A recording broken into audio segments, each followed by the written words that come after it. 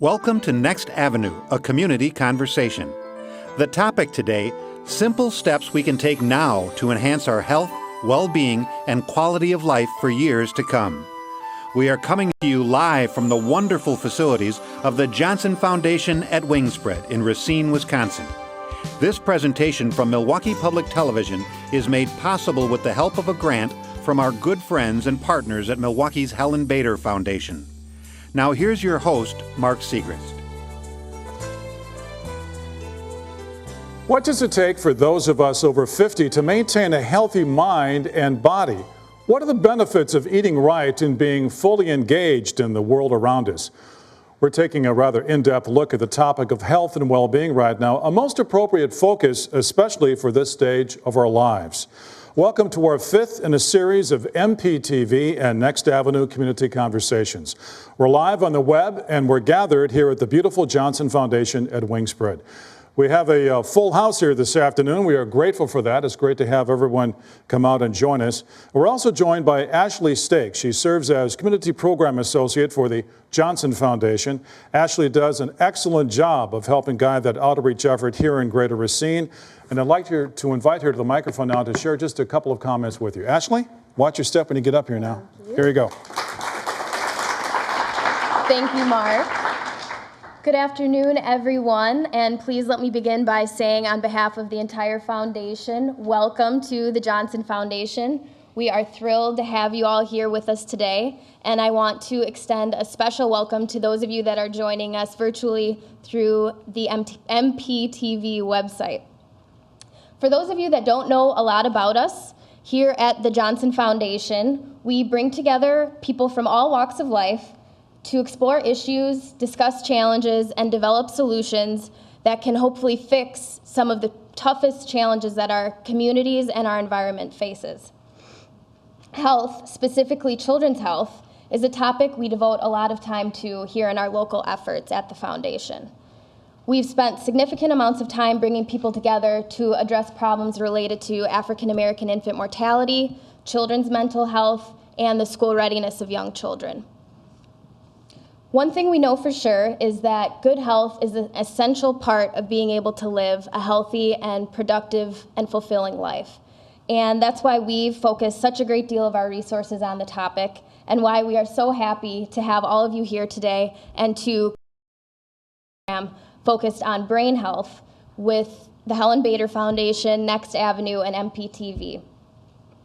We have the privilege of having some amazing experts with us today, and I know you'll find their presentations very interesting, engaging, and useful.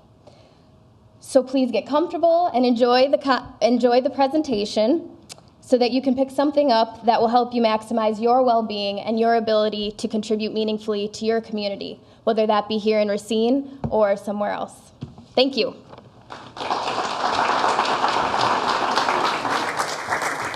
Thank you, Ashley, for your warm hospitality. It's really nice to be here. Pleasure to be here.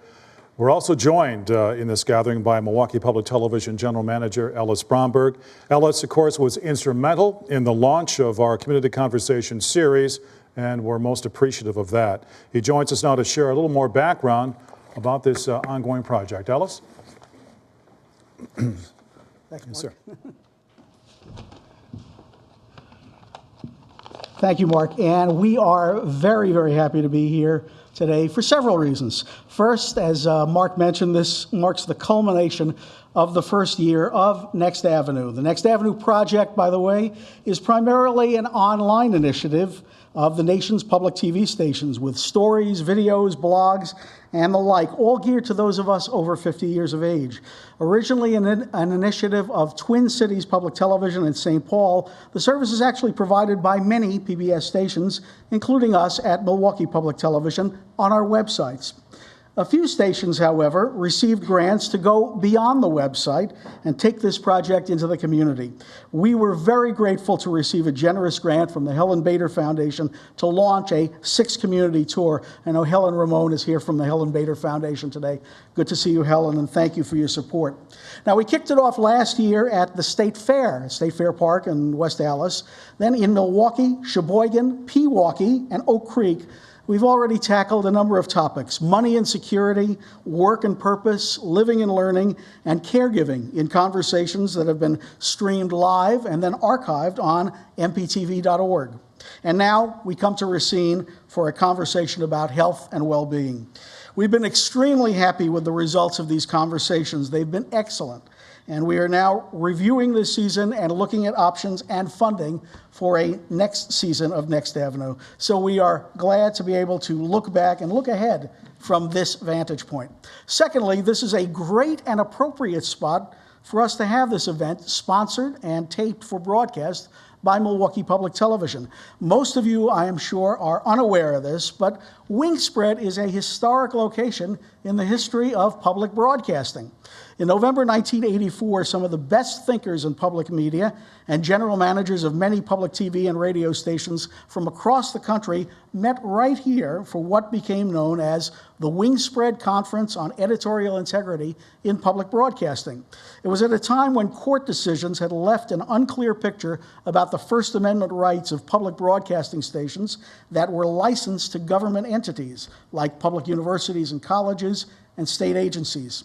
In Wisconsin, by the way, virtually all the public TV and radio stations fall into that category. We're all licensees of one government entity or another. The leaders meeting here developed a remarkable statement of editorial principles that has guided the development of editorial content at our station and many others for almost 30 years now. And it is why public TV and public radio continues to be the most trusted institution in the country among citizens for truly fair and balanced coverage of public affairs, and also as the convener of forums like this about important issues which affect all citizens. So it's just very nice to be at Wingspread for that reason. Finally, the Johnson Foundation to Wingspread has been a terrific host and terrific partner, supplying us with these beautiful facilities, helping our technical staff stage this event, and promoting it in a big way. And I think that you're here because of the help that we got from the Johnson Foundation. So a big thank you to you, Ashley, and also to Carol, and to Barb, and to Becky, and to Alan, and Andy, and Roger, and all the support that we've gotten from the Johnson Foundation today. We can't think of a better way to spend a Friday afternoon in June. Grateful to our hosts and to all of you for being here today, for joining us on this live streaming feed on mptv.org. Thanks again for being here. Thank you, sir. Thank you, Ellis. It's a real pleasure to be working with you on this MPTV project and series. And our concluding topic for this season, health and well-being, is really so important. And you'll think you'll learn that after experiencing the fine presentations that we're going to be exposed to this afternoon. There's no question that a deeper commitment to our diet, exercise, and social activity improves our quality of life. But that is, of course, easier said than done. It takes some doing. So we've reached out to a couple of gifted motivators to help us get started. Dr. Michelle Braun is a neuropsychologist at Wheaton-Franciscan-All Saints Healthcare in Racine. Dr. Braun specializes in care of older adults.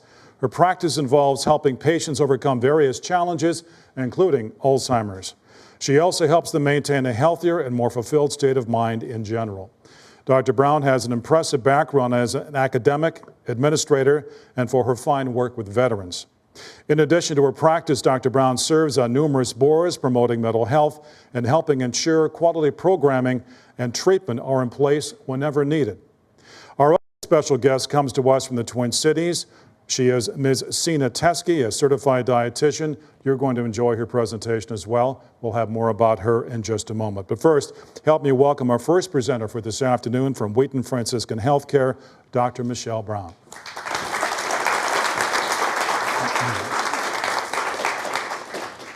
It's such a pleasure to be here with all of you today and just to actually feel the energy here and the excitement about brain health. And I think there are lots of reasons why the brain is really front and center in terms of our public discussions these days. And as I was preparing for this talk, 3 of those reasons came to mind for me. Most importantly, we know now that the eventual health of our brain is really in our hands and in many ways in our control. In fact, we know that only about 20 to 25% of the risk for Alzheimer's disease is actually related to genetic factors. And so that leaves a wide variety of other ways that we can actually influence the trajectory for our brain health in the future. What you see behind me is a schematic of a journey that we'll take this afternoon together. And it is a metaphor, in a way, of the changes that we will hopefully be making after today, and maybe actually helping to understand that some of the paths that we've been on for brain health can be tweaked in some ways and potentially reshaped. And so we'll come back to this overview at the end and maybe look back and see where we've been along the way. But first of all, it's important to know that brain health really became more of a focus in these last couple of months after President Clinton, President Clinton actually comes up a little bit later, but for now, President Obama still announced that there was a brain initiative. And that initiative was actually seeded with $100 million of funding by the National Institutes of Health, with the goal of trying to find ways to not only understand the brain more thoroughly, but also not only treat brain-related diseases, but actually prevent brain-related diseases. And actually, prevention is a huge theme for us today, because the treatments that we currently have for dementia, while they're mildly effective for some of the individuals who have dementia, do not stop the progression of dementia. And we need some other tools in our arsenal in order to try and improve our brain health. And luckily, there's been a wealth of research that helps guide us. A second reason why this topic is really center stage for us is because our population is aging. As we keep hearing in the media, at this point in our history, we have the largest number of older adults in our population, about 13%, and that number is slated to increase to about 19% around the year of 2030. Because advanced age is the greatest risk factor for dementia, there's been quite a bit of conversation about how we will handle increased rates of dementia in our population as a whole. A third reason that brain health is such a topic of conversation these days is unfortunately due to fear. In 2006, a MetLife survey showed that 9 out of 10 Americans feared getting Alzheimer's disease more than they feared heart disease, more than they feared stroke or diabetes. And so as a result of all of that discussion, we come here today, I hope, excited about what we can learn to improve our brain health. I'd like to note that today is not just about trying to reduce our risk of dementia in the future, but it's also taking that continuum a little further. And it's asking what is possible with our brain health. How can we be at the top of our game? How can we not focus just on preventing a disease, but how can we focus on being at our best? So along those lines, I'd like to start with an experiment. If you wouldn't mind closing your eyes for a moment. I'd like you to think of your current age and then add 20 years to that.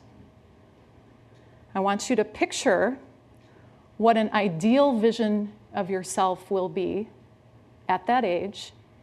Picture yourself looking vibrant, healthy, and now think of the activity that you really enjoy doing more than anything else. And imagine yourself doing that activity and thriving as you do that activity, really doing it expertly. Imagine that your brain health, your improved brain health, helps you to do that activity even better, because that's where we're headed with this conversation, is to help you achieve that idealized vision of yourself. And you can open your eyes. We will come back to that vision a little bit later as a motivator for ourselves, because we know that change happens most saliently with motivation. And that motivation needs to be personalized in order to help us make strides, in order to really, as Mark said, make those changes that are really difficult to make. It's one thing to know what we need to do. It's another thing to actually be able to put that into action. Let's start by getting inspired by some really interesting centenarians, so people who have lived to the age of 100 or longer. Here we have Sister Matthias. Sister Matthias was one of the celebrities of the nun study. The nun study was conducted from 1991 to 1998, and it involved 678 nuns, and the nuns ranged in age from 75 to 107. Now, nuns are a great population to study for a lot of reasons. A couple of those include the fact that they typically don't drink alcohol or smoke, and so typically their brain is not impacted by those factors. A second reason, however, is because they're very committed, especially Sister Matthias's group, to helping to educate the public. And in fact, one of the other nuns in the study was quoted as saying, "I like being part of the nun study because it gives me the chance to continue teaching even after I die." So what did they teach us? The study has become famous because they taught us quite a bit. First of all, to be part of the study, they had to agree to a couple of things. They had to agree to have annual physical exams, annual cognitive exams of their memory and their other thinking skills, and they also had to agree to donate their brain upon death for autopsy so that the tissue could be examined. The one thing that also makes nuns a great population to study is they come with a lot of archival information about their habits and their lifestyle practices in their earlier lives. And so that information can then be linked or correlated to their ultimate outcome in terms of their cognitive functioning, their physical functioning. Sister Matthias was known as the gold standard of the nun study because she was thought of as one of the most vivacious nuns. And this picture here is Sister Matthias when she was 104, and she was knitting mittens for the poor. She actually became a celebrity in National Geographic at the age of 103. And in that write-up of what she had done, they had a close-up of her hands knitting the mittens. And she said, "I don't like that picture, it makes me look old." So she had a great sense of humor. Unfortunately, Sister Matthias died about 3 months after this picture was taken. And the researchers who examined her brain were extremely surprised at what they found, because they found evidence that her brain had the cellular changes that are consistent with moderate Alzheimer's disease, although she never expressed a symptom. Her memory was intact. Her activity level was intact. How is that possible, that you can have actual cellular damage in the control center of our being, yet still be vibrant? In fact, Sister Matthias was not the only one who had that type of interaction between functioning and brain health. You can see up on the screen on the left side of those nuns who had mild evidence of pathology in their brain, in other words, cellular abnormalities upon autopsy, only 42% actually expressed any memory problems. As we move up the level of pathology or cellular abnormalities, those nuns who had moderate levels of cellular pathology, 68% of those nuns expressed some of the symptoms of Alzheimer's, leaving almost a full third still at those moderate levels of severity, not expressing the symptoms. As we move up the level into the severe range of pathology, we see there that 92% of those nuns did express some symptoms. So while we see a clear relationship here between the cellular changes, the burden of cellular changes, and the actual expression of the symptoms, we can also see that many of those individuals did not ever express symptoms, and that leaves us quite curious about what they did, why they didn't express those symptoms.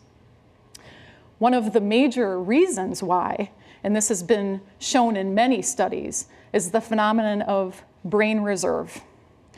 Brain reserve means that an individual engages in activities that allow the connections in their brain to be strengthened and created in a more dense fashion, so that when that cellular change comes about, the existing connections still continue to function efficiently. In other words, brain reserve buffers us against some of the effects of cellular damage. So we are going to be focusing today on how to build our brain reserve. What do we need to, at the cellular level, do in order to strengthen those connections? Let's take a look at another inspiring centenarian. Arthur Winston. He was named Employee of the Century by President Clinton, and he received that honor because he worked until the age of 100, and he, in 76 years of work, was never late and missed one day, and the day that he missed was to attend his wife's funeral. When he was 100 years old, he visited his 98-year-old brother in Tennessee, very active, and he was quoted as saying, "I would never sit still. I have to remain active." Let's also meet Olive Riley, the world's oldest blogger. She was 107 when she began blogging, and her blog was entitled The Life of Riley. And she died at the age of 108, and a couple of weeks before she died, she publicly thanked all of her supporters very eloquently. So we have evidence that these three centenarians had good levels of brain health. But because we know that Alzheimer's disease often takes decades to develop, we can guess that they likely engaged in other behaviors, aside from increased mental activity, that help to buffer them and create higher levels of cognitive reserve or brain reserve. Let's begin with a couple of definitions that are really important for the journey that we'll be taking. First of all, the definition of dementia. Dementia is defined by a person who meets two different criteria. The first criteria is that there has been a decline in thinking skills that goes beyond what we would expect with normal aging. And second, that decline in thinking skills has led to impairment in some critical aspects of daily life, typically things like management of medication or finances. It's important to mention as well that increased age is the greatest risk factor for dementia, as we talked about, but we can see here that it is still abnormal to get dementia. So I think that's a good piece of news that we can focus on as well. Around the age of 65 or so, about 1% of individuals would meet criteria for dementia. And you can see that the graph increases so that by the age of 85, about 1/3 of the population is susceptible to that diagnosis. All in all, people over the age of 71 have about a 14% rate of dementia.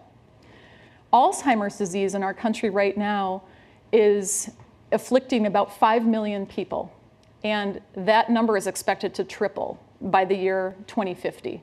So again, leading to lots of conversation, lots of concern. Again, we know that because only 20 to 25% of the time genetic factors are involved, that we need to focus on prevention.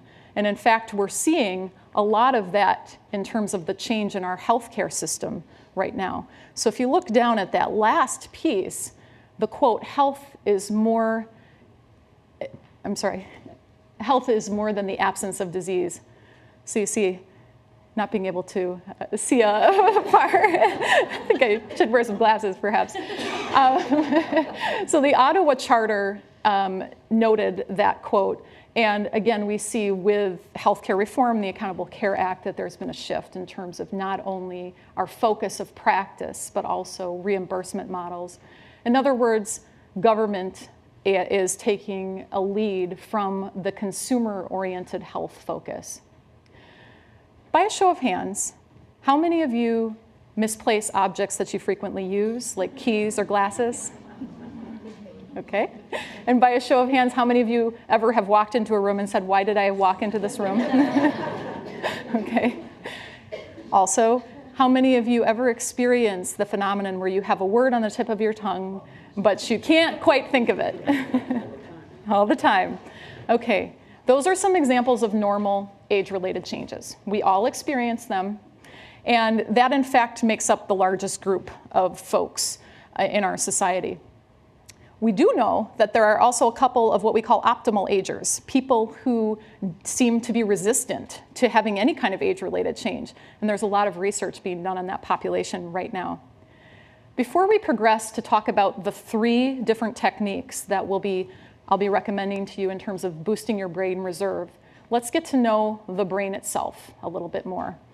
Our brain is a 3-pound organ, and different parts of it have different functions, as many of you probably know. It is a myth that we just use 10% of our brain. Our brain really, I think the best analogy is that it's like an orchestra. All of it is working at all times, but at certain points in time, different instruments or different parts are working a little harder. It's important to also understand that the level of the cellular information processing happens at the neuron. So up on the right side, you see a close-up of a neuron with the big part is called the cell body. Projections at the top are what we call dendrites. In other words, they pick up signals, and then an axon is at the bottom, sending some information to another nerve cell. We have over 100 billion neurons in our brain, but they still only make up about 10% of our brain volume. Actually, 90% of it is made up by what we call glial or supporting cells. Let's take a closer look at these neurons. So the body of that schematic you see in front of you has a number of big cell bodies with projections coming off of them, and you can see a little light in that box, and that represents communication happening between adjacent neurons. In the right side, you see a blown-up version of that box, and at the top, you see what we call the presynaptic neuron, or the neuron that is sending the information. The little pockets of fluid that are coming off of that neuron at the top are what we call neurotransmitters. We have over 100 different types of neurotransmitters. They're still being counted and discovered. But neurotransmitters are essentially the chemical messenger that occurs between cells. At the bottom, you see what look like little rounded half circles. Those are called receptor sites. And those receptor sites on the receiving neuron are receiving the neurotransmitter and conducting the information that they receive. Why is this important? Because this is the seat of how brain reserve and cognitive reserve is created, by strengthening those receptor sites. So on the left, you see that, again, presynaptic neuron sending the information to the neuron on the bottom, which is the postsynaptic neuron catching those neurotransmitters, almost like a catcher's mitt would catch a ball. At the bottom, you see a little schematic, a curve, which represents the amount of electrical activity occurring in that neuron. 1 week later, on the right, after those neurons have continued talking to each other repeatedly, you see a growth of receptor sites on that second receiving neuron. And you see that more neurotransmitter is actually being fired across that synapse.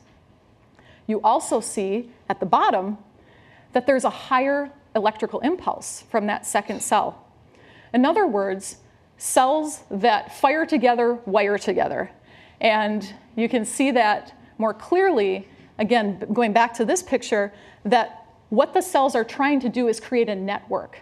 And the network gets strengthened the more times messages are transmitted through the network. And we can be responsible through our behavior to increase the communication between the network. In other words, the things that we repeat more and more often are the things that are represented in our brain more strongly. Let's take a look now at something Aristotle knew well, which is that those things that we're an expert in, and I'd like you to think about, what are you an expert in? What do people come to you and ask you about? It could be stamp collecting, it could be golf, celebrity gossip, could be anything. Whatever it is, you likely have spent a lot of time on that topic. And because of the time you spent, that time essentially has a neuronal signature. That time that you spent, all of the time you repeated information, created stronger connections between those neurons. And that's similar to what the nuns did, those nuns who were resistant to the effects of Alzheimer's disease.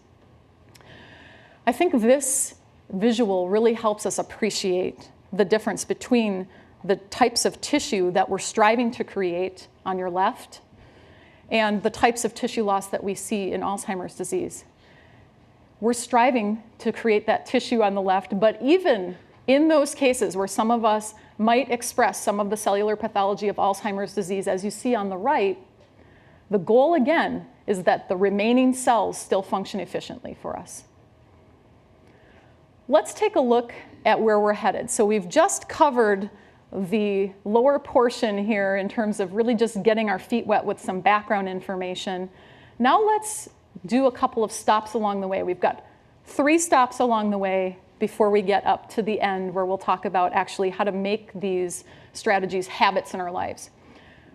Let's start at the first of the brain boosting tools, which is to maximize cardiovascular health. It's worth saying at this point that all of these tools should be personalized and that you should be checking in with your healthcare team before you integrate them into your life. It's also important to note that of the 3 tools that we'll share, cardiovascular health has some really strong data behind its effectiveness. In fact, it's best summarized by saying what is good for the heart is good for the brain.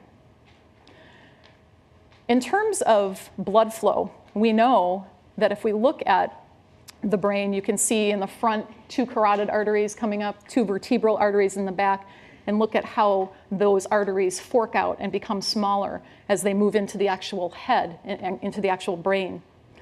Every time our heart beats, about 25% of that blood goes to that 3-pound organ. So that 3-pound organ we know is really using a lot of our energy. It's important to know that if you look at just 1 minute of blood flow through the brain, we're going to see about 3/4 of a liter to 1 liter of blood course through the brain in 1 minute.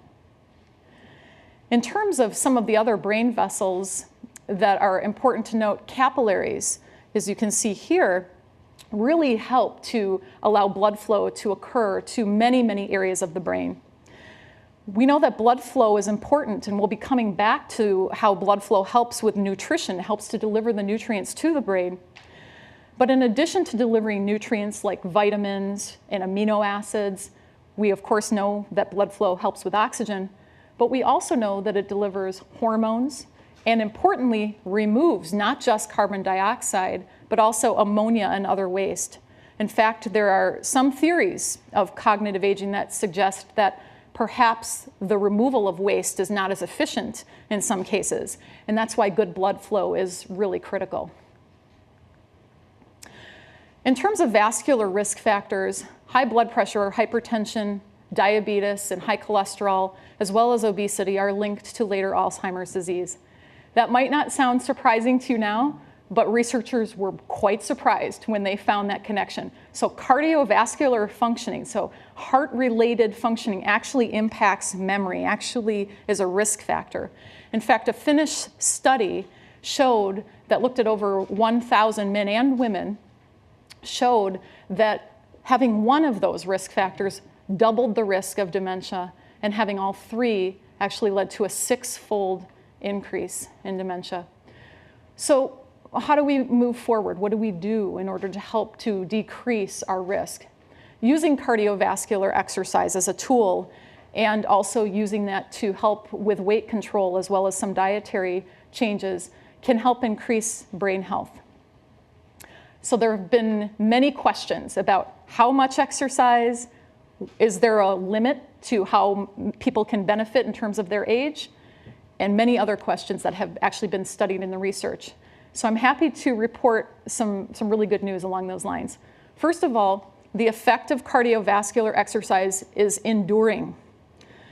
In a study of adults 50 and older who participated in 6 months of cardiovascular exercise, 18 months after that study had ended, they still showed improved cognitive functioning. In a study of nurses, and nurses are another great population to study because they willingly share a lot of their health information, and many of our longitudinal studies are actually of nurses. In a study of nurses, those who were most active in the 10 to 15 years of midlife, many years later, showed a 20% decreased risk of dementia. In other words, we know that the effect of exercise endures. Secondly, we know that there does not seem to be an age limit in terms of how people can benefit from exercise.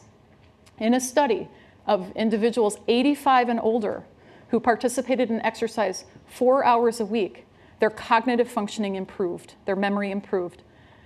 And most surprisingly, even individuals who had moderate levels of dementia showed improved cognitive functioning with exercise. And that came as a surprise to a lot of researchers, because there was the assumption that having cellular damage would somehow make that effect less powerful. In terms of amount of exercise, this is sort of a boring recommendation, but it's actually been substantiated by a lot of research looking specifically at brain health. 30 minutes, 5 days a week is the recommendation that a lot of researchers have settled in on. And a couple of tweaks to that, though, I think are important with brain health. First, variety of cardiovascular exercise, more variety had a better effect on cognitive functioning. So those folks who did things, a variety of cardiovascular activities like dancing, walking, etc., something where their heart rate was increased but didn't do the same thing as frequently, was associated. And increased intensity was also the other variable that came out. So within that 30 minutes, those folks who had a higher level of heart rate attained seemed to have a better benefit. In terms of moving forward with some of the other recommendations, obviously we're going to be treated today by a large discussion and really hands-on demonstration about some of the brain healthy foods, which is great. But I wanted to mention that a couple of the foods stand out from a research perspective in terms of brain health. Omega-3 fatty acids. And so a lot of people have heard of omega-3 fatty acids and might wonder, what exactly are omega-3 fatty acids? Well, there are 3 different types of fats. One is called ALA, which is a plant-derived source of omega-3s, which is found in things like flax seeds and walnuts. And the other 2 are called EPA and DHA, which are marine or fish-derived sources. And the omega-3 fatty acids really came onto the scene in some of these longitudinal studies. For example, one of 3,700 people over 10 years, which showed that those who had fish once a week, and that would include mostly salmon, for example, which is pretty high in omega-3s, had a 10% reduced risk of dementia. And those who had 2 servings of fish a week had a 13% reduced risk. So you might ask yourself, well, how does omega-3 really impact the brain? What is going on in the brain that makes that helpful and allows us brain reserve? Actually, going back to those synapses, those neurons talking, omega-3 fatty acids assist with plasticity or that synaptic change that occurs. In terms of cruciferous and dark green leafy vegetables, cruciferous vegetables are defined as anything that looks like a cross formation when you cut into it. So those would be things like cauliflower, things like broccoli, etc. And we know that they are particularly helpful for brain health, as well as dark green leafy vegetables like kale and spinach. In a study that looked at nurses again, over 13,000 nurses this time, those who had 8 servings of the dark green leafy vegetables and 5 servings of the cruciferous vegetables per week showed a slowing of cognitive decline of 1 to 2 years. You might ask yourself the same question as we talked about with omega-3s. How does that actually impact brain functioning? Well, higher antioxidants in those different vegetables actually help to decrease free radical damage in the brain. And actually, the antioxidants are pretty generous because they kind of donate their own electron to the free radical, so the free radical doesn't go take it from other brain tissue. In terms of some of the other pieces that are really helpful with brain functioning, engaging actively with our world is one that is really at the forefront of some new research. We know, for example, in a study of over 800 priests and nuns, that those who were in the most active 10% of that group had a 47% reduced risk of dementia, which is significant. What types of activities did they do? They certainly didn't have online brain games to play. they did a lot of other things. And those things included watching educational television. They included also reading, visiting museums. They included really being actively engaged in the world. And importantly, they included being engaged in a novel, challenging way. In other words, a way that they were not already an expert at. So you hear a lot in the news about, for example, crossword puzzles, and certainly those can be very helpful if you're not already an expert at crossword puzzles. What we want to do is try to grow new connections. And so we again want to branch out so that we can grow some of those new connections with things that we don't know quite as well. Be willing to be a beginner again. In terms of other pieces that help protect against dementia, social activity is kind of surprising to people, that having social engagement, which prevents loneliness in many folks, has actually been looked at as a buffer against dementia. And one of the reasons that's been suggested for that is because increased social isolation is a risk factor for depression. And depression is a risk factor for Alzheimer's disease. And that may also be surprising to folks. How is there a connection between mood state and ultimate difficulties with memory? There's a lot of research looking at that right now, but inflammation, increased brain inflammation, is being looked at as a possible reason for that. Let's take a minute to have a little bit of fun with the concept of brain reserve and plasticity. So I want you to out loud answer the questions that I ask you. Okay. What is the capital of Wisconsin? Yes. Grass is green. Flowers that are roses are red. The 13th president was great, that was great. Just what I expected. So the reason that those first three questions were much easier for you to answer is because that information has been repeated so many times. In other words, the neuronal signature for that information, if your brain was lighting up as I was asking you those questions, you have a super highway of that information. Maybe not so much with picking out a random president, like Fillmore, for example, to ask you about. But in general, we know, again, that what we repeat has that neuronal signature, and that is a great example of it. The brain weighs how many pounds? 3. You had changes in your brain that allowed you to remember that information. In other words, you just experienced plasticity if you were able to answer that question. That's how modifiable the brain is. That's how much control we have, in many ways, over our brain health. How do we actually take this knowledge now and move forward with it in a way that will engage us and allow us to really make these changes into habit? That is a really big question, because many of us know in our culture, it's human nature to know what we want to do, but not necessarily be able to integrate it in a meaningful, consistent way in our lives. How many of you, just by a show of hands, have had healthy behaviors that you wanted to integrate into your lives but have had difficulty doing it? Okay, most of us have. I think almost all of us have.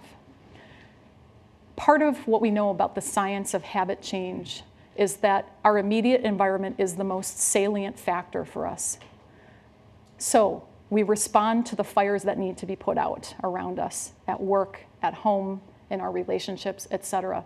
And those things take a front seat. And what I'd like you to do in order to try and combat that dynamic a little bit is to think back to that picture of yourself 20 years into the future, that vibrant picture that we started with. And I want you to keep that as what we're going to call your inspirational anchor. And for those of you who don't feel quite inspired by that picture, and there are some folks who are more inspired by other people's success stories, then just replace that picture with the success story of someone who you would like to emulate in some way. If you can actually create a picture or cut out a picture and create something tangible that you can look at, your odds of actually making these changes are going to be higher, because that salience of that picture will start to combat a little bit of the fire putting out that needs to happen on a daily basis. So we've got our inspirational anchor. That's our North Star, if you will. In terms of setting goals, what we know about goals that work is that they seem much less impressive than we would like. In other words, we often overshoot the goals that we are attempting. We often try to change too much too fast with really great intentions, but that's not how the body works. In fact, that's not how the brain works. So pick one of the tools that you'd like to integrate. And it may be a new tool for you, or it may be a tool that you'd like to use that will just take you to a little bit of a higher level of something you're already doing. Let's take exercise, for example.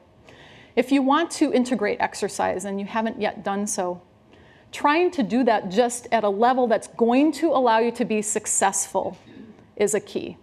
Oftentimes, again, overshooting, say I'm going to jump into exercising 5 days per week because I really want my brain to be strong, is a wonderful aspiration, but not necessarily realistic, and many of us know that.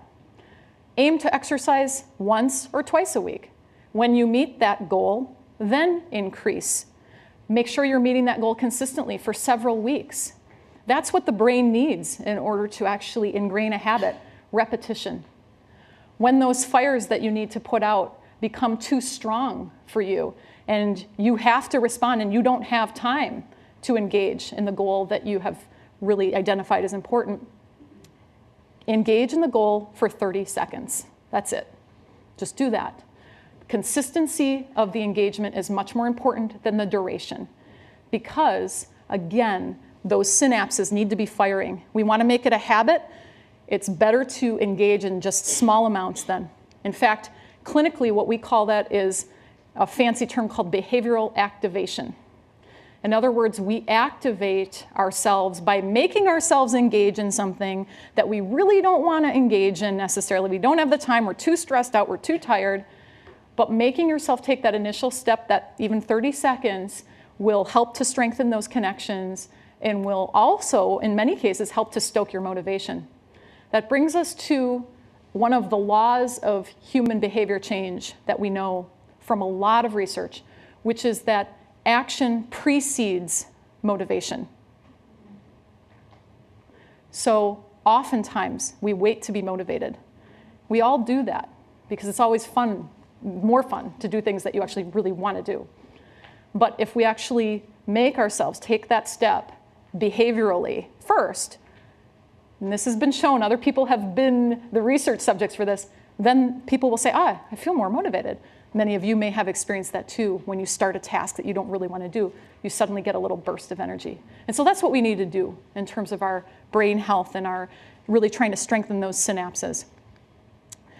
In terms of change itself, recognize that the process is not linear. It does not always improve over time, as many of us can personally attest to. It's often one step forward, 2 steps back. It's often a meandering process. It is often a process that requires us to restart again and again and again. And that's normal. And so if we know that that's normal, we may be a little bit more eager to actually embrace that process. I'd like you to take this visual with you and use it as a metaphor for your own process of trying to integrate some of these brain-boosting techniques.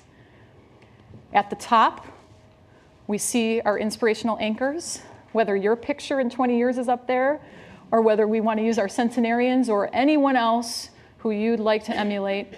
That's the anchor. And again, make that concrete if you can. Put it in your pocket if you can, a picture that's going to be more salient.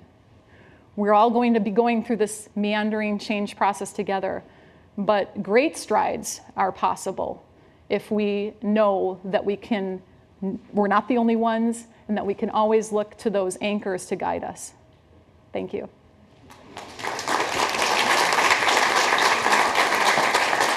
Excellent. Wasn't that a great presentation and so much to ponder? Dr. Braun, thank you so much. Great stuff to consider. You're going to be excited when you hear our next presenter and the interesting stuff that she has to share with us in terms of the connection between diet, our daily health, etc. Sina Teskey, you're a daughter of Racine, are you not? Did you tell me that? Well, stand up and get some applause there for being a daughter of Racine. Excellent. You are now practicing in the Twin Cities area. Sina is a certified dietitian. She is also a certified specialist in oncology and eating disorders. Ms. Teskey is the writer and creator of a nutrition blog called Sina's Cupboard, a Dietitian's Diary. That's where she helps readers better understand how delicious eating can be both healthy and quite simple to accomplish when you put it into practice. Just give your best. Please help me welcome Ms. Sina Teskey from the Twin Cities. Great to have you here.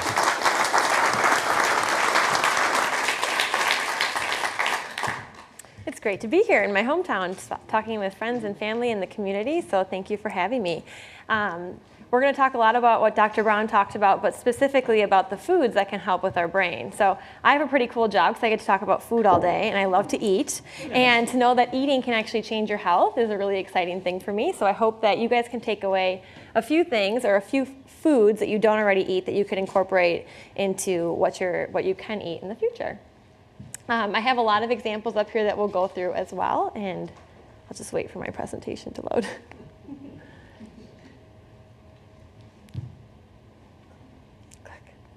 I can do it. Great. Okay, so we're going to talk about ways to boost our brain. We talked a little bit about this. You saw the actual connections on here, but food can help our brain a lot of ways. The first and important way that it can is increasing the blood flow to our brain, so making it easier for our brain to communicate. This can help with focus and decision making, memory, alertness, and we'll see how in just a second. So I like to start off because people always ask me, what's this superfood? What should I eat to be healthier and to make me age better or not get cancer? And I think before you even think about a specific food and how it can help you, you need to think about how you're eating day in and day out. So we learned that the brain weighs 3 pounds. The brain uses 20% of our energy in a day. That means out of the calories we eat, 20% of that is just going for our brain to function. So if we get up in the morning and we don't give our body something to eat, we don't give our brain something to use either.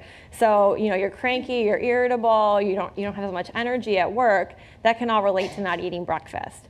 In addition, in the past 20 years, carbs have gotten really a bad rap in this country, if you ask me. Carbohydrates are the main source of energy for our brain. So while protein and fat is really important for us as well, the thing for our brain is carbohydrates. So even if you started your morning with a piece of fruit, a glass of milk, just one slice of toast, it doesn't have to be a huge meal, but it'll make a difference. The next would be, are you eating regularly throughout the day? Are you re-energizing your brain and giving it more to work off of? And then lastly, how much water are you drinking? Seems really basic, but dehydration can really affect our alertness and how we think throughout the day. So a general rule would be 8 glasses a day, but it varies based on your size and age. But just if you're thirsty, you probably have gone too long since your last cup of water.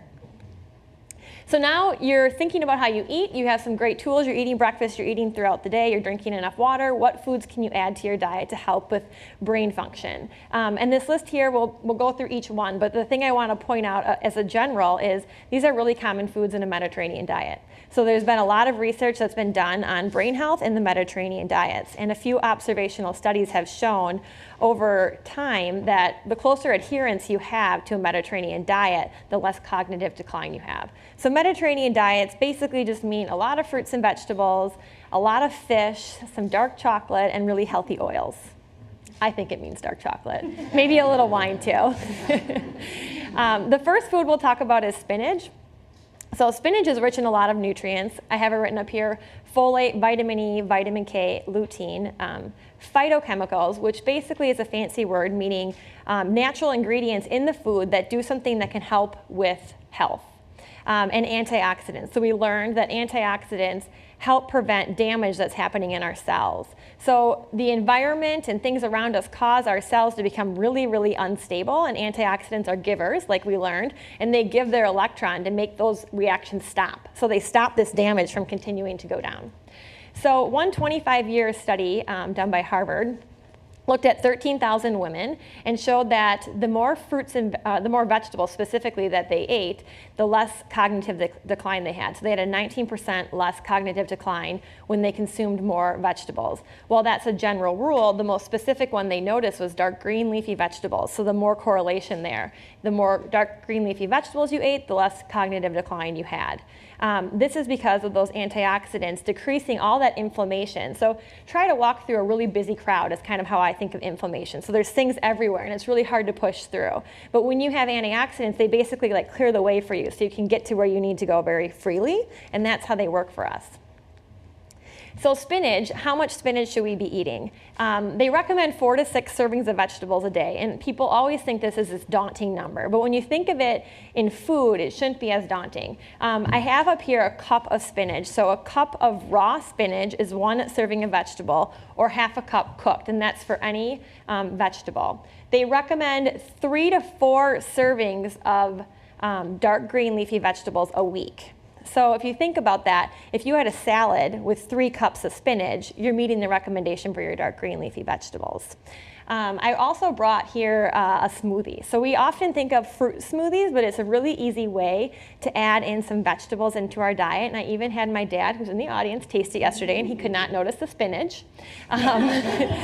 So this is a mixed berry spinach smoothie, and we can pass out the recipe. I can give it to them for the website, and I'll put it on my website. But it's 2 cups of spinach, a cup of mixed berries, half a banana, half an orange, and then you add a splash of water. So if you were to think about this in your servings of fruits and vegetables, this would have about 3.5 servings of your fruits and vegetables in 1 glass.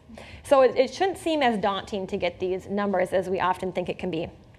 There's some other tips on here as well. You can just eat spinach, saute it with olive oil and garlic. I like to just chop it and add it to almost anything I eat. Scrambled eggs, pasta, lasagna. Even I have a 1-year-old daughter. We put spinach in her scrambled eggs too. I think you don't really notice it's there. It's a very easy food to have. There's also many other dark green leafy vegetables, mustard greens, kale, which we'll talk about. So it's not just spinach that would be beneficial.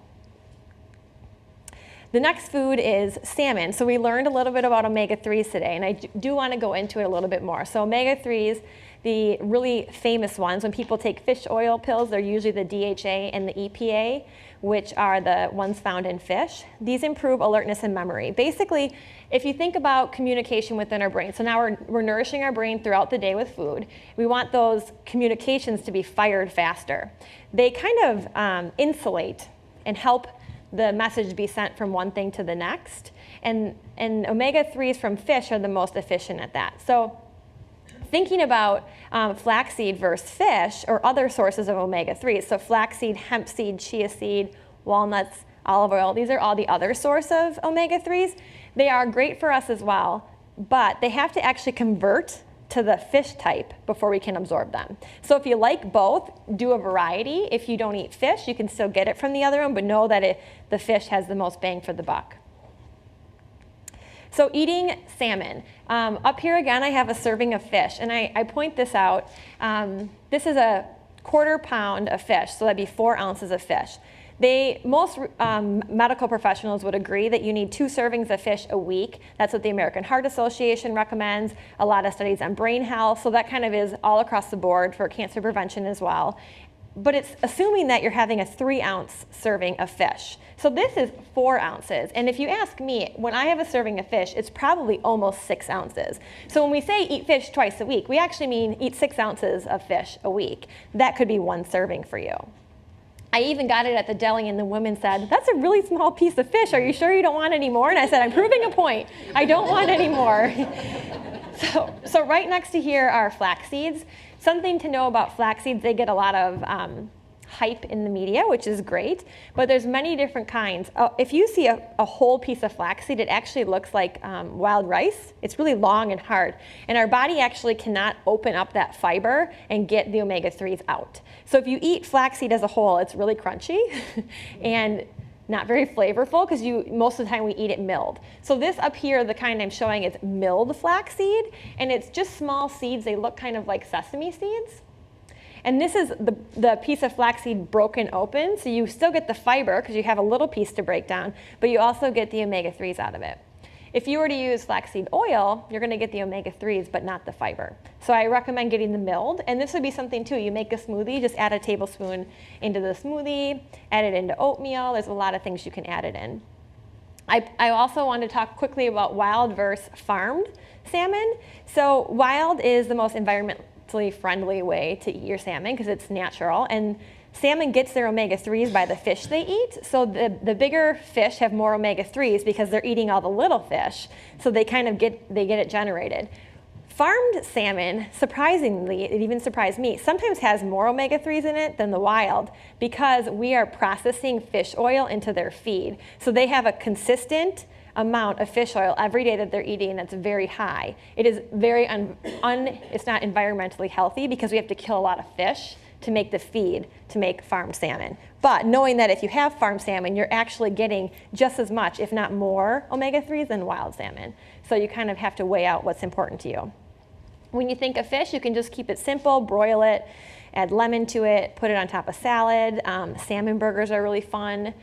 Lox, if you want to have it in the morning, or my favorite would be have it with sushi. So our next food group is cruciferous vegetables. We talked about how you can see them based on how they're cut, but it's also, they're really strong in sulfur, so that is a pungent flavor. So when you think about these vegetables, I listed broccoli, cauliflower, and kale, which you see up here, but this would also include Brussels sprouts, turnips, radishes, bok choy. So when you think about those foods in a category, they do all kind of have a very strong flavor to them, and that flavor is what gives them all their nutritional power. So these help decrease memory loss and cognitive decline. There was one study showing that having 3 servings of green, yellow, or cruciferous vegetables could decrease cognitive decline by 40%. So once again, that's a variation. So maybe you have your spinach in your smoothie, and then you have some cauliflower and broccoli for dinner. So ways to eat them. Roasting them is probably my favorite way to eat these types of vegetables. And I want to point out olive oil here because I'm not going to specifically talk about oils today, but the type of oil you use can make a big difference. And olive oil is really rich in a fancy type of fat called monounsaturated fatty acids. And it also has some of that omega-3 from plants, that ALA. So it's a really good oil to use when you're cooking. And it does not matter if it's extra virgin or regular olive oil. So if you toss it in a little olive oil, you could roast it. Another really popular thing are kale chips. So this is kale back here. It's kind of a leafy green, and it's a lot hardier than spinach. So spinach is kind of a softer green, and it has a thick vein in it. So when you're going to use and eat kale, you want to always rip it off the vein in small little pieces. And you can actually toss these in a little olive oil, or the way I do it is I rip them off, I lay them on a cookie sheet, and then I just spray them with my little olive oil spray, like Pam, and salt and pepper, and you put them in at 375 for about 10 minutes, and they turn into a chip. They're really crunchy, and I think it'll surprise a lot of people because even kids like them. I mean, I think we make this assumption they want potato chips, but even kale chips are really good. And there's a lot of different ways you can make them. Some people sprinkle vinegar on top of them, so that's a fun thing in the summer to have. You can cook them ahead of time and have them as an appetizer too. All right, so this is my favorite. I'm a huge chocolate lover. We had a great conversation about chocolate the other day. Dark chocolate is really rich in antioxidants as well, very similar to spinach and other vegetables, and it contains a smaller amount of caffeine. So caffeine in small amounts will stimulate our brain to work a little quicker, but obviously that's a moderation, and having too much can kind of lead to a decline as well. It'll improve our blood flow and our alertness by clearing that pathway of inflammation and letting the blood get to our brain really quickly.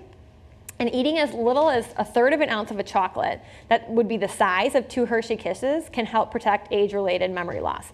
So not all dark chocolate is created equal, and not all chocolate is created equal. So the reason dark chocolate has more benefits than milk chocolate is the flavanols. So flavanols is the type of antioxidant that's in chocolate, and dark chocolate has about 50 to 80% flavanols. Milk chocolate is only about 15%. So it makes a really big difference. You want to look for dark chocolate bars that are 60% or more cocoa, and these will have the most benefits. You just need a piece or 2 after a meal, and I think most people would agree when you switch from milk to dark can be a lot more satisfying. It's bitter, it has a very different taste, and usually I'd recommend people slowly going up on the dark chocolate scale, like maybe starting with 40%, going to 50, 60, because it's a very different taste. Once you get used to dark chocolate, it's kind of hard to go back to milk chocolate. You just never really get that satisfaction. So for me, I like dark chocolate a lot. I showed 2 different bars up here, a 60% bar and a 70% bar, and I actually at the store saw a 100% bar, which I've never tasted, but I can imagine is extremely bitter. I'm curious if I'd like it. I should have brought it with. The last food I want to talk about today are eggs. So eggs have kind of been one of those foods in the media, kind of like soy and carbs, that have gotten this really bad rap in like the early 90s to being really, really beneficial for us. They are one of the most bioavailable forms of protein. So protein is ranked on how well we absorb it, and eggs always rank one of the top. So it's really, really good source of protein, which can help sustain our energy throughout the day. You'll often hear people say like protein with carbohydrates is a good combination, because the carbs will give that energy to our brain, but the protein will make it last a little bit longer, so like an egg with a piece of toast. It's also rich in a nutrient called choline. Choline basically will help with memory. So in order to make memory, we want to keep our brain stimulated to move, and choline helps keep it really excited. So it wants to make new connections and help boost those neurotransmitters that we saw in Dr. Braun's slides. I always suggest hard-boiled eggs. You can always have them other ways, but if you're quick in the morning or you need a quick snack, hard-boiled eggs can last. They're good in the fridge for 6 to 7 days before you have to worry about risk of bacteria on them. It's really easy to make. You can put them in water before you boil them, set the eggs in, cover it with water, cover the pot, let it boil. When it gets to boiling, turn it off, keep it covered for 8 to 10 minutes, and your hard-boiled eggs are done. So you can kind of leave the room and let that go, and it's really easy to do and they'll last. Also, though, to make something like a scramble or have it with toast in the morning, or have breakfast for dinner or a good frittata. So I show up here an egg. So they're really pretty. They're really good for you in the morning. They're also really good for your brain. So those are going to keep your brain really excited so that it makes new memories and new connections. So now let's put it all together. We checked in. If we're not eating breakfast every day, I'd say that could be a great thing to start with. So you're eating breakfast now. Are you eating regularly throughout the day? Are you trying to eat every 3 to 4 hours, or are you going 7 or 8 hours before eating again? We can't expect our cognitive function to continue to be really alert and efficient if we're not eating. So I hear a lot of people tell me, well, I'm so busy at work, I didn't have time to take a lunch. But the interesting thing is, had you taken a lunch, you probably would have gotten your work done quicker because your brain would have been happier. So it's kind of a catch-22, and I encourage trying not to go longer than 3 to 4 hours without a snack or a meal. Then you can look at how much water am I drinking. If we don't have water by us, we're not going to drink it. So I always tell people to keep a water bottle or a glass of water next to them throughout the day, because you're more apt to drink it if it's next to you. And then next, how can I add brain foods into my diet? So here's what I would recommend. And like we talked about with goals, it's not about doing it all at once. It's about doing something that's going to last a long time. Maybe you don't eat fish at all, and your goal is just to try to have fish once a month. Maybe you eat fish a lot, so you want something more specific. Most research would agree that eating fish twice a week would be beneficial. There also was a study showing in elderlies having it once a week was even beneficial. Don't like fish, try flaxseed. Flaxseed's very nutty, so that's a good option in many baked goods as well. Add more power vegetables to your meals. So the vegetables we talked about. Aim for 2.5 to 3 cups per day. So that's 5 to 6 servings of vegetables in a day. Spinach, broccoli, cauliflower, cabbage, kale, these are great ones to add in. Have some chocolate. I'm giving you permission, right? A few pieces of chocolate in the evening. You only need about 1/3 ounce a day to get those benefits. And then a great one for me is add eggs to your breakfast routine, or add eggs as a snack to get a little bit more protein. So that's everything that I'm going to show today. I put my blog up here, and I'll put the recipe for the smoothie up there as well, if people want to try making it on their own. I promise you won't taste the spinach. Thank you. Thank you.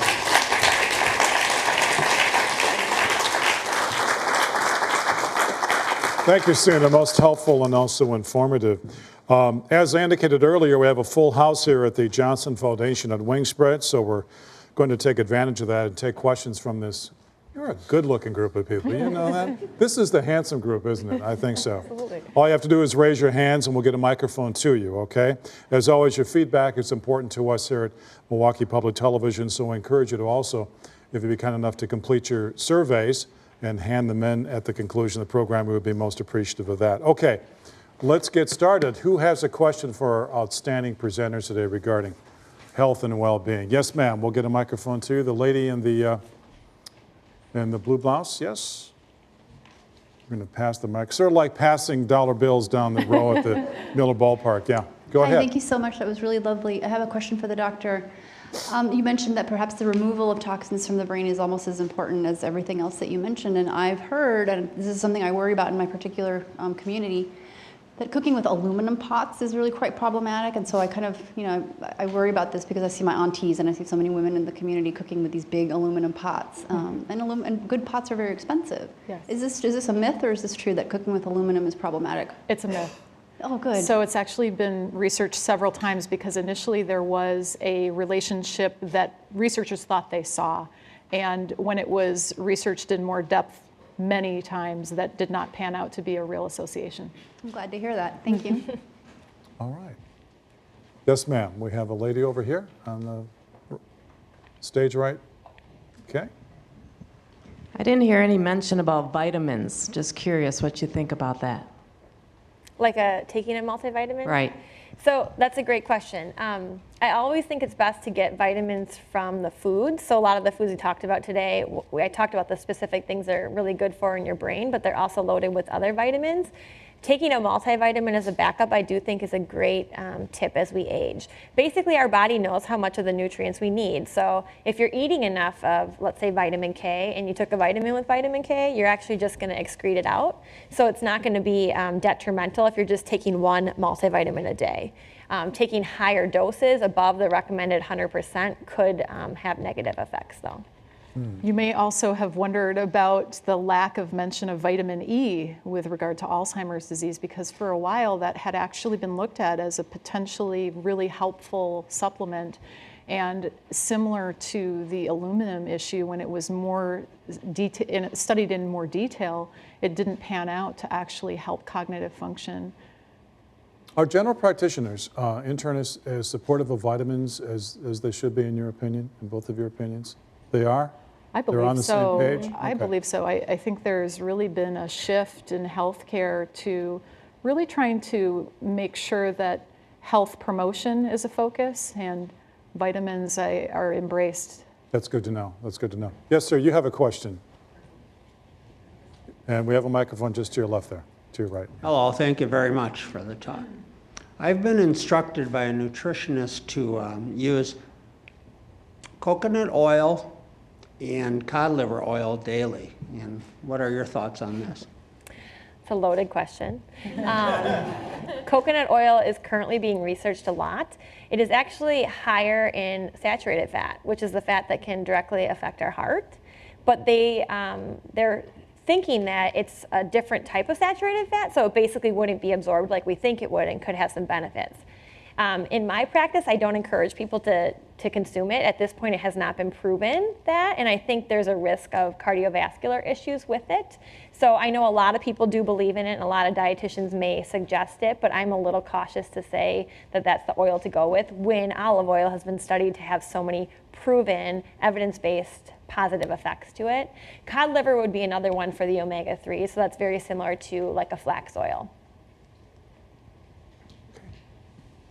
And the lady, we have two ladies in the back row, so if we could just pass the microphone down to one of them. Yes, go ahead.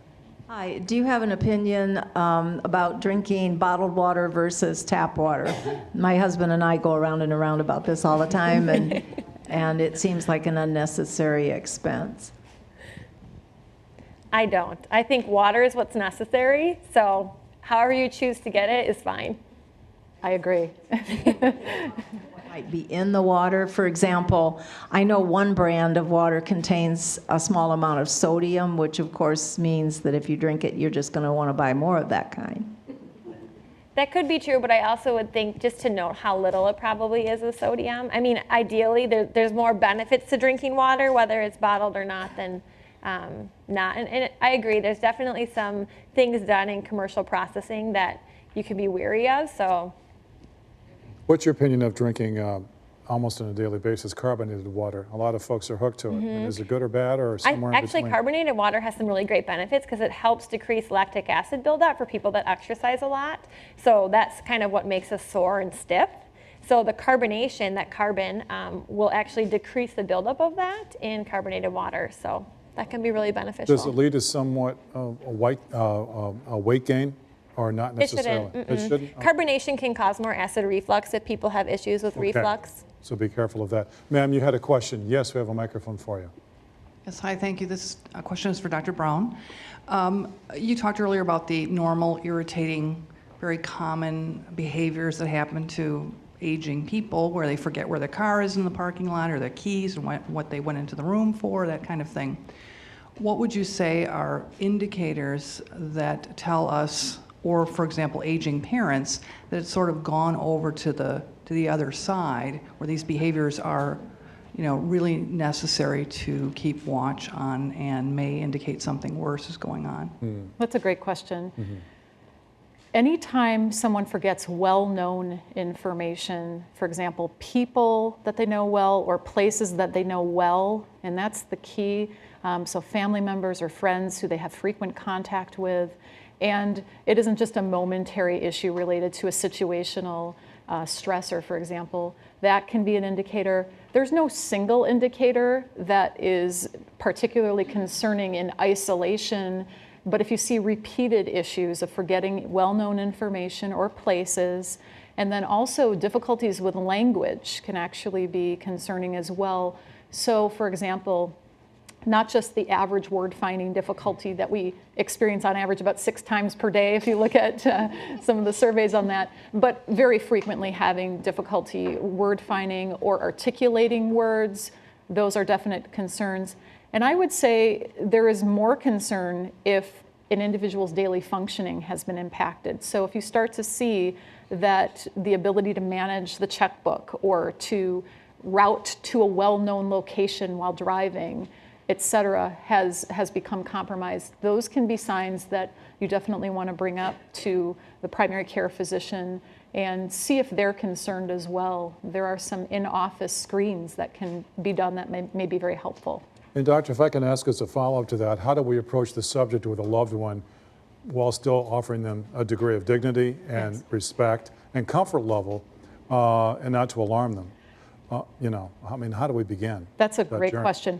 Actually, the Medicare annual wellness exam now integrates a focus on cognitive functioning. So a lot of the physicians are actually looking at that piece automatically. And another way, though, of having that conversation, which can be very sensitive, is to just say that it would be helpful to just sort of get this checked because it's a common issue that we all experience, and it's really difficult to know whether there is a concern unless we actually do a little bit of the testing. And I always find it helpful to appeal to why that testing could benefit the person themselves. So oftentimes I'll stress to someone, this testing can help to show us how independent you could be, or if you might need a little assistance. So really speaking to that personal benefit for the person, I think is helpful. Give them some room. Yes. Okay. Yes, sir, you have a question. You like carbonated water, apparently. How do you feel about going to the next step and adding artificial sweeteners to that in the form of diet sodas? I'm not as big of a fan. Artificial sweeteners have not proven in a study that has been able to be repeated that they actually can cause cancer, like a lot of the myths are out there. But I do think there's something to realize that they're not digested. So I think depending on your amounts that you consume of them, it would be better to limit them. And I think there's something to say about artificial sweeteners are about 200 times sweeter than sugar. So it's really making our palate more used to sugar, kind of like salt. It's an acquired taste. The more we have of it, the more we want of it. So I don't think they're bad for us, but I think we want to watch how much we're having of them. And if we like them without it, I won't add it. And we have a question right in the middle. Yes, ma'am. Sir. We talked mostly about Alzheimer's as far as dementia. What about other types of dementias, and how do you determine the difference between one and another, and what other types of dementias are there? That's a great question. You're absolutely right. The intent was to focus on Alzheimer's mainly because the studies that have been done so far have really been focused on that population, because that describes 70% of the causes of dementia. There are a variety of other types of dementia. If we looked at them in the order of prevalence, we would be looking at vascular dementia as another common type. Something called Lewy body dementia is another type that we frequently see. And there are also a whole class of what we call reversible dementias. So dementias that could be related to metabolic abnormalities that, if corrected, could actually reverse, and also dementias that can be related to vitamin deficiencies.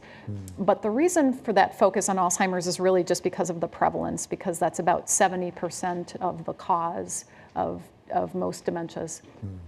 Allison, I believe you have a question. Dr. Braun, I have a question. What do you think about the online cognitive challenging like Luminosity?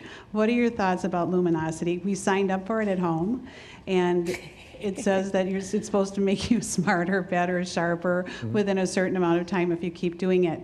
Is that all just hype? Is anyone a stakeholder here? I do not think online brain games have shown the independent research analysis that would make me recommend or buy them. And the reason why is a couple-fold. First of all, if you look at the funding streams for the research, it's typically the company themselves that funds it. Actually, Luminosity in particular has had an external research study recently done, but still there is what I would consider a conflict of interest in that. Secondly, I think more importantly, a lot of the online games, while you can get better at your performance on the game, do not necessarily generalize to improve daily functioning. And that's really the holy grail that we're looking for. We're not looking, you can play a video game and get better at it. So the fact that over time you can see that, oh, my memory got better on this game, that's going to happen regardless of what you repeat. I think that the most salient research information out there has been for the support of varied activities that stimulate us, that engage us, that are novel, and oftentimes that capture our attention in the real world. Yes, ma'am. I've also heard that meditation has proven to be beneficial for brain health, and I'm wondering if you can comment on that.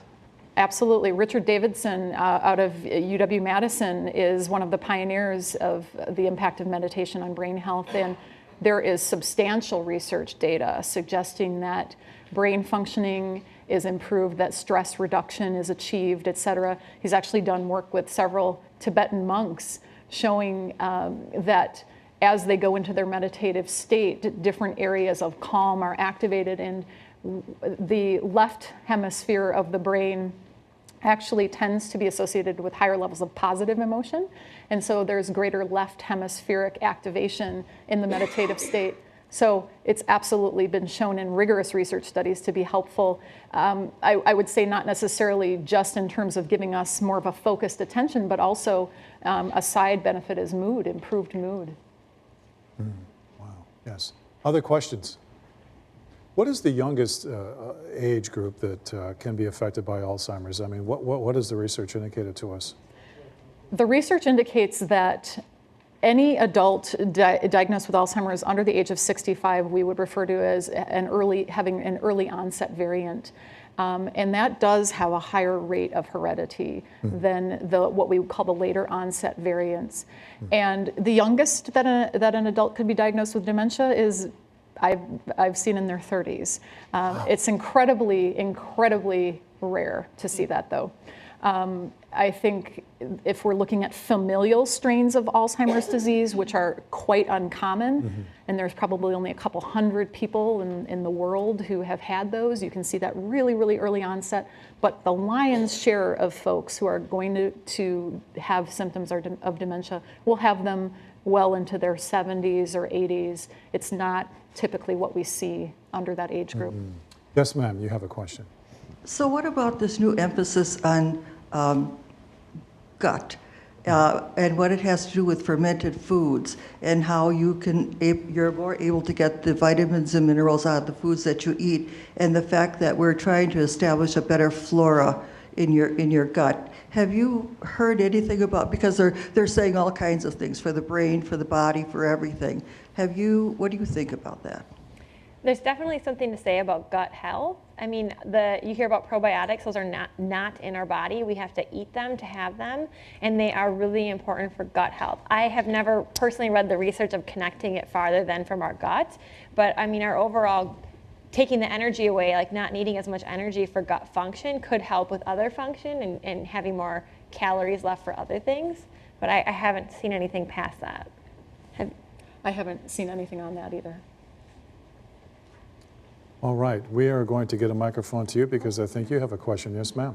Sina, you mentioned about soybeans having a bad rap, kind of like with eggs. Right. And I know you work with cancer patients. Is there still a correlation you're drawing? So I brought up soy because it had such a bad rap for a while, that soy caused breast cancer and all these bad raps. But actually, soybeans have a lot of beneficial facts to us now. And if you look in the world of oncology, they actually recommend soy to people with cancer, and they say it can actually be beneficial in women that are pregnant with a female daughter, and during adolescence, those estrogens in there can help prevent against breast cancer. And if you've had breast cancer, they even say up to 3 servings of a whole source of soy is okay to have. So that's kind of like an egg. It used to be like this, don't do, it increases your cholesterol or causes cancer, and now it's like, wait, let's look at it farther. It's really actually beneficial to us. You have both done an outstanding job. Thank you so much to both of you. Dr. Michelle Braun and Sina Teskey. Don't forget, you can find our Next Avenue website at www.mptv.org. Join us this fall, and we have some good news for you. We're beginning a second season this fall. It's been a very rewarding series to be part of. Thank you so much. Join us then. Check our website for more information about our fall presentations. I'm Mark Seacrest. It's been great to be with you. On behalf of all of my colleagues at MPTV, have a great weekend. Goodbye.